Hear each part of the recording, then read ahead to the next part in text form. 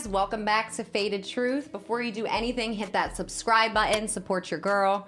And today I have a very special guest. I got the honey with the honey on the show. Miss Jodeci. We taking it back. Jodeci Gonzalez in the building. Ooh, yeah. How you feeling? Oh, I'm mighty high.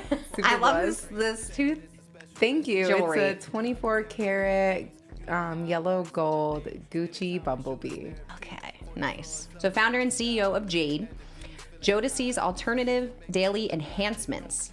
So you basically own and created a licensed luxury brand, elevating with cannabis education, branding, promotional solutions, and community advocacy. Absolutely. It says you're focusing on empowering the minds of humankind to decrease the use of opioids across the nation through holistic approaches to daily living and plant-based products stemming from cannabis. Yes. So you got a lot going on. You started this in the pandemic, 2020. Yeah. But then also I want to know, why is the opioid epidemic important to you with this? So For sure. So I relaunched Jade with products in October of 2020. I'm coming out with a plant-based honey, and it's a medical grade honey. It's CBG infused, and I really was searching for like skincare products because I was dealing with a lot of scarring coming from the Midwest and moving to the desert. I was developing skincare issues, but not only that, I was also on lots of medicines like gabapentin and Celexa for some of my nerve issues as well, so pain management as well as mental health. And so cannabis was something that I had used since I was 10 years old. The first time I smoked a blunt, I was 10 years old, and I always like dabbled around in cannabis, and then I like smoking weed, but it was so different back then because it was like, it was so bad in the Midwest. I'm from Chicago, and growing up out there, I mean, I'm really from the hood out there. My parents, which brought me to the opioid piece, they're actually addicted to opioids, and my father died of an addiction from opioids, and my mom's battling with one as we speak. So I just have a voice for them, voice for loved ones. it says you provide care companions as well. Yeah. What does that mean? Part of empowering the minds of humankind, I remember I was spending hundreds on seeing a therapist, and I still felt like they weren't listening to me. Or sometimes in our lives, we just need somebody to literally just help us. Maybe it's like doing the dishes or just helping us learn to live independently. Maybe we don't have a lifestyle, like a life skill that we want to learn. Maybe we don't have a social skill. And so what we do is, there's different categories. So we can maybe paint and talk, or maybe it's just talking without doing any kind of activity. Maybe it's meal prepping. Maybe it's going on a hike together. I have emotional support animals, and they're certified to work with those with PTSD. Wow. So people can rent them. So it's just different holistic methods to living that the personal care companion part of Jade focuses on. We just try to encourage holistic business growth and promotions and just being real, because I found in a lot of like social medias or in business promotions, it was believing in the hype, and I'm trying to change that stigma too. It's like businesses grow naturally. Like Amazon wasn't Amazon 6 years ago. Like my aunt was ordering penny fucking movies from Amazon, and it looked completely different when I was in high school to even now, and I've only been out of high school since 2011, 10 years. So it's like so many things change, but we often get caught up in that hype stuff. Right. And I just wanted to show people the truth behind businesses and have a truthful, long-lasting business. So I like to do I'm not a photographer. People keep saying I'm a photographer. You were taking pictures at that event. Yeah, like it's just a hobby. Like I'm not good. I'm not a photographer. I don't want that title. Yeah, but that I definitely promote. That was a fun event. I love to support different events, and I love to support my friends. So I'll definitely promote. Swarm into relief. Nice. I'm glad that I had another female entrepreneur on here. It's really honestly hard to get females. I feel like I know all my viewers are male, but all my guests have usually been, I've only had maybe a handful of females. So I'm trying to get more cannabis related, holistic related interviews on the show, because I started the brand to promote, like, to get the stigma away from cannabis before I even knew what it could really do for people. Like, I was just like, you can't look at me like a pothead because, like, this is what I do. But I didn't realize it was like helping people, and it probably helps me a little. But if I don't smoke, it's like, just stay the fuck away from me. Yeah. Like, I get like that too. I'm very to myself. I can thrive by myself, but in social spaces, I do like to smoke cannabis. Like, I love weed. I've always loved weed though. Like, it's always been something in my family. Smoking has been part of my culture since forever. Like, we've smoked hookah growing up. I saw blunts always being passed, joints always being passed, some other shit being passed. Right. But, I smoked Black and Milds for the longest time, which is so terrible. Did you do the wood tips? I did both, but I used to like the wood tips. Yeah. I would go back and forth because I would get tired of the taste of, like, just one or the other. So that's how much I smoked blacks. And that's why I wanted to provide a cigar. Like, I think cigars are just very high class. And these are just an exotic smoke, and you can do a little cigar, you can do a big cigar. The most I've rolled in here was 14 grams. Are you a part of the Chamber of Cannabis? Yes, the Chamber of Cannabis, that's what I was going to say too. They would really put you on with, like, some of the best women in the cannabis industry. Well, I have Tina tomorrow. Oh, Tina's the bomb. She definitely has women's back. She's definitely all about women empowerment, for sure. For sure. So you're a member of it? Yeah, I'm a member. Okay, nice. So tell me a little bit about what you guys are doing, or is it just that you show up to the event? So I definitely do more than show up to the events. I want to be used. And that was a big reason why I built Jade as well, because I knew it would be able to impact the community in a way that was just in a unique way. And I remember seeing the chamber start in November of 2020, although I believe they actually launched in October of 2020. And I saw that they were all about community, inclusivity, womanhood, and cannabis. So I thought that was dope. So I joined them at the end of 2020, like December. So this year, I will say, from a standpoint of being a member and then growing into positions with them, like, now I help with promotions with them, and hopefully soon I'll be onto some more things with them. So yeah, I'm excited. I'm excited to see everything they're doing, because the fact that there's a chamber of cannabis is just insane. It's insane. And I've never gotten into the political side of it, and now I'm starting to learn it, and it's like social equity in cannabis and all these things. It's just crazy. Yeah, the fact that we were able to, get AB 341 passed for the cannabis consumption lounges, as well as AB 400 for the Cannabis DUI reformation, was huge, because I was impacted by the Cannabis DUI laws that currently are in state, and was in jail for it. The science behind it was just actually dumb. It didn't make sense. Right. Like, it just, there wasn't a great algorithm to really say that somebody's high or impaired, because I think it was like 2 mammograms or something so minute that made no sense, because we have more than that in our system now. Right. It was kind of unfair. So then you get arrested for what? Driving while high, or they found weed? Like, what happened? Oh, with me, so I worked in the cannabis industry, so I always had weed on me, like, everywhere. But I also, I'll be honest, I smoked and drive, or smoke and drove. Out in Vegas, or was it? Yeah, it was out in Vegas for sure. And I'm always, I have blunts just waiting in my car. Yeah, I had them in my ashtray. Like, there was definitely evidence, my Hardin bag, like, had exit bags, but had pens everywhere. I mean, I'm a manager at a dispensary. What do you expect? I'm a bandaid. Leave me alone. Right. I was like, I'm a walking billboard. Can I roll this? Yes, please. That one really roasted because the honey is super smothered on that. So that's why we got the glass tip? Yeah. To make it easier? I think I need glass tips for anything that's like... It's way better to inhale. It's just, yeah, it's easier. It's a clean inhalation. Ooh, oh, it does have honey on it. Okay. Honey. Yeah. Buzz over here.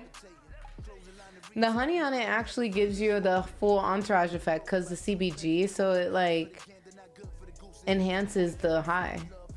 Wait, so what happens with the cops? Oh, yeah, I just ended up getting a DUI and... Oh, they actually charge you with a DUI? Mm-hmm, yeah. Okay. And then, so what does the paperwork say? Does it say, like, possession or under the influence of marijuana? Like, how do they describe it? Driving Okay. under the influence. Gotcha. Yeah. And then they just listed, like, well, my... Oh, Jesus, I told on myself. I didn't know how to speak to cops. Like, I was like, yeah, I had a couple drinks. So it just, I made it worse on myself. Right, I was you was being like... honest, but I wasn't impaired. I was just ditzy. Like, and then I had just lit a blunt too. The cop was on a fucking bike. Jesus. What? It was ridiculous. That's horrible. It was ridiculous. You don't even have a fucking, like, Yeah, belly story. I'm You're like, he was on a bike. I told on myself. Yeah. I'm like... Come on. So did you get it dismissed or you got the actual charge? No, I actually got a charge. I pled like no contest, just took whatever the state gave me because I just felt pressured to do that. And I've never really like, I don't think that my parents or my community gave me an opportunity to understand what my rights are. Mm-hmm. And so I always thought it was good to be honest. Like, and that's some genuine ass shit. Like, so I didn't think that telling him the truth, like, oh, I had a couple of cocktails and then... Did they give you a sobriety test though? Yeah, at the jail. Okay. And I was at the legal limit. Yeah, I definitely was. When I got pulled over in Jersey, I was I left the club. It was like we had a whole party. So I'm like bottles in, and I'm like I live 5 minutes from the club, right? So I'm like, all right, I'm just gonna drive home normal, like always, because I'm like not impaired. So I always have a blunt waiting in the car. So as soon as I get in the car, I light the blunt. Mm-hmm. And like from the city to my city, it's like literally a mile, but the city next to it is like hood, so they don't give a fuck. And then my city was like bougier, so they just like wait on the street, like on the corner where like it turns into the next city, and they wait for people to go. So I'm like speeding, going fucking 50 on the beach, and they're like, so they put their lights on. I like didn't want to throw the blunt out because I was scared, so I put it out in the ashtray, and it's just like sitting in the middle. And then, so I pull into Wawa. You know what Wawa is? No. Oh, it's a East Coast thing. So it's like a little fucking supermarket. So I pull into Wawa. They fucking make me do a sobriety test. I pass in flying colors. I'm in like 5-inch heels, fucked up. And I'm like doing the walk or whatever. They didn't blow me or else I would have failed. Yeah. So the guy was like, you smell like alcohol, but like he's like, but you just seem fine. He like didn't even smell weed yet. So the other cop that comes behind, because they need multiple, because they bored. So he comes and like he could smell the weed in my car. So he's just like walking around my car, and he's like, we need to search your car. So they bring the dogs, and the fucking dogs find my blood. They found like, I used to sell edibles and pens in Jersey from Cali because nobody had them over there. Yeah. So years ago, it was like, I would just sell them at the bar, at the club. Mm-hmm. And so I had like bags of these fucking like cartridges. They thought that was fucking nicotine. So they left them there, right? So they get me for this half a blunt that's in my car and some like edibles I had that still had the thing on the package. Mm-hmm. And I went to jail for like 4 hours. They tried to charge me with like possession of everything. It took me a year to get that shit dismissed. Yeah. And now it's fucking legal, bitches. It's fucking legal. Shout out to Jersey. Yes. I'm going to the Cannabis Festival there in August. Like the fact that they have a Cannabis Festival now, that's after you so put me in jail for weed, they do like have a Cannabis Festival. Love the transition. It's amazing, like the leaps and bounds we've gone through and the milestones we've taken in the cannabis industry. I know a lot of us get frustrated because it's like not where we see it being, but we have to still celebrate, roast that mummy before, like, because it could, like, it still needs to dry out. Always roast before you toke. But oh, and that's a hemp wick around it, so you can actually light the hemp wick. What? Yeah, so if you unravel, Disintegrate? you can, it's reusable. So if you light the tip of that, like unravel it a little bit. Here, let me help you. It's all you. So I twisted it at the bottom, and then if you take this part right here and light this, it's actually a better inhalation process. It's butane free. Oh, wow. So instead of getting the butane from the lighter, you're getting it from the hemp wick? Yeah, and it's reusable. Wow. We are fucking holistic in this bitch, okay? Bluntly holistic. Buzz, buzz. Yeah, I think it's a blessing to live in a place where cannabis is not stigmatized. Right. And That's why I love Vegas so much. like, I really couldn't ask for anything better. I got great weather. I can know. smoke weed everywhere. I can go buy weed when I want, even though I still support the plug. Shout out to Right. you. Okay, so what do you think is your best just life advice to anybody? If you had to give them one thing to stick by and to live by, what are you going to tell them? You can do it. Like, you can do everything that you want to do and just keep going, you know, but you have to be able to embrace the dog. You have to be able to look in the mirror and take accountability for what is going on in your life and be willing to turn over a new leaf. She got all the puns ready. Stay healthy, stay faded, stay fit, stay mentally strong. You got this. There you go. Every day is a new day. A new day. Smoke another blunt and move on. So when you want to wash your hands, you can just like use MYWater. Oh, yeah? Yeah. Nice. I thought you were going to put it like on your hair or something. No, I do only use it in my hair, but I also use it to get the honey off my hands. And it comes in the holistic beauty kit. Oh, this is smooth. Yes. It's like I didn't even realize if I was smoking or not. Right? Nice. We fixed The it. honey hammock. Yeah. I fucks with this. I like the glass tip. Like, it just gives a different type of I feel like, so airflow. elegant when I'm smoking the glass But tip, they're you know? reusable too. Oh, yeah. I never thought of that. Yeah, so you can keep reusing them, girl. Now you always have a glass tip.